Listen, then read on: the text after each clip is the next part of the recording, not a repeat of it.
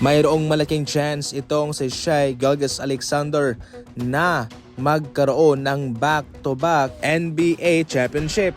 Pero ang pangalawang ito ay mukhang hindi talaga nagugustuhan ng mga NBA fans sapagkat hindi maganda yung kanyang ginagawa, no? Puro flopping na lang, para bang nagkampiyon siya dahil sa kanyang hindi magandang ginagawa. Kung baga mayroong asterisk sa kampyonatong ito.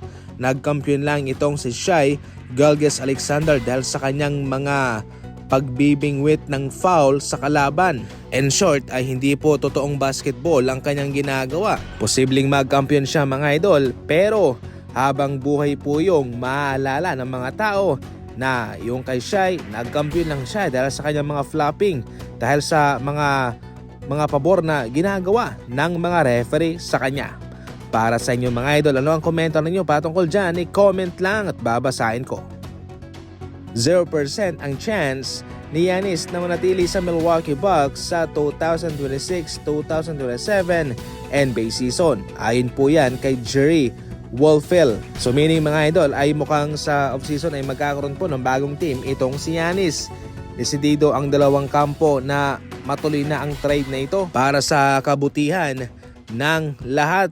Siyempre itong si Giannis nais niyang mag-compete pa, nais niyang sumama sa ibang kupunan para maiba naman. Itong Milwaukee Bucks kahit na hindi nila gugustuhin pero wala silang magagawa sapagkat hindi rin naman po pwede na kanilang pipilitin na lamang ang isang player na maglaro para sa kanila na hindi naman gustong maglaro para sa kanila. Sa ngayon mga idol ay nakadepende po ito sa kung ano ang maibibigay na mga asset ng ibang kupunan para rito mga idol.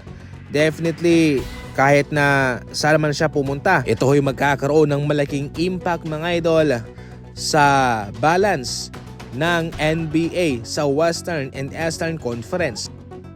Hindi po maganda ang naging pakiramdam nitong si Coach Mike Brown nang malaman niyang na-injured ni Mitchell Robinson ang kanyang hinliliit mga idol, at mayroon siyang nilinaw na hindi po ito nangyari sa kanilang practice o sa laban. Ibig sabihin nito ay na-injured po ito ni Mitchell Robinson sa kanyang sariling ginagawa, most likely sa kanilang bahay, basta hindi ito nangyari sa kanilang premises mga idol. Ngayon pa man ay desidido pa rin si Mitchell Robinson na maglaro kahit na mababa lamang ang ibinibigay ni Coach Mike Brown na minuto sa kanya. Ayaw rin naman pong magbigay ng detalye ng Knicks kung ano ang nangyayari ngayon kay Mitchell Robinson, pero ang ating nalalaman lamang ay siya'y available sa Game 1 ng NBA Finals. 12 minutes lamang ang kanyang inilalaro para sa playoff mga idol. Mas nakafocus kasi si Coach Mike Brown kay Karl Anthony Towns at kay OG Anunoby.